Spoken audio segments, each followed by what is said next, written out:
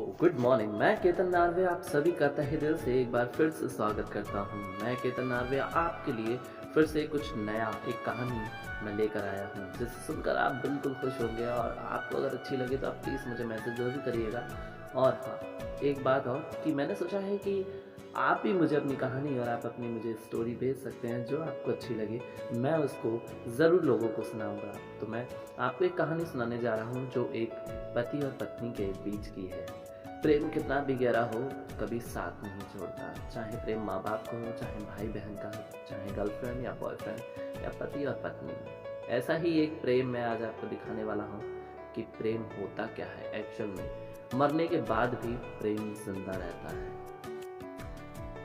एक बड़ी सुंदर सा एक जोड़ा होता है हस्बैंड और वाइफ का, जो कभी एक साथ अपने आप को मतलब कभी अकेला नहीं छोड़ते और एक दूसरे को इतना प्यार करते हैं कि उनकी हर एक छोटी छोटी ज़रूरतों को समझते हैं।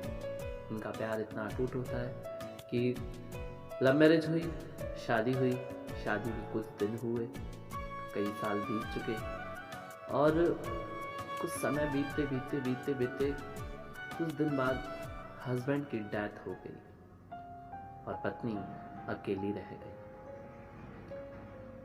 पत्नी अपने पति की कब्र पर रोज जाया करती थी। वो रोज वहां सुबह से लेकर शाम तक रोया करती थी और अपने दिल की बात उससे कहा करती थी। ये सिलसिला काफी दिनों तक चलता रहा। एक दिन कब्र में से आवाज आने लगी और आवाज आते ही वो घबरा गई।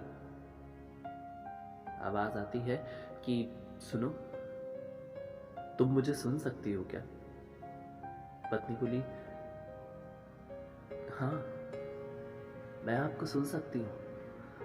कहिए, क्या कहना चाहते हैं आप? पति बोला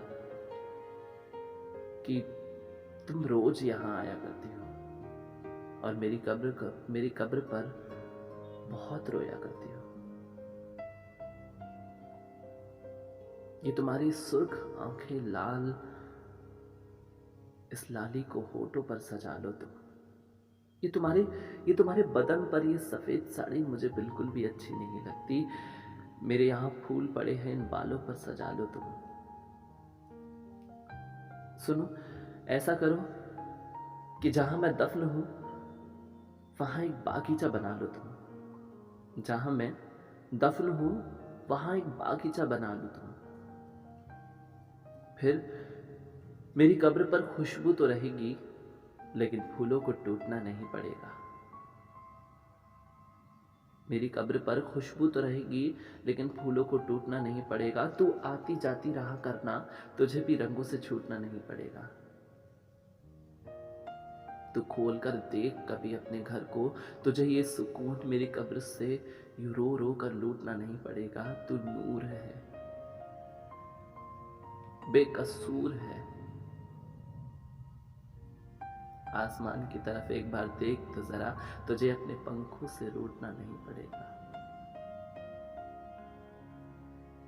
सुनो, मैं जहां दफन हूं वहां एक बागीचा बना लो।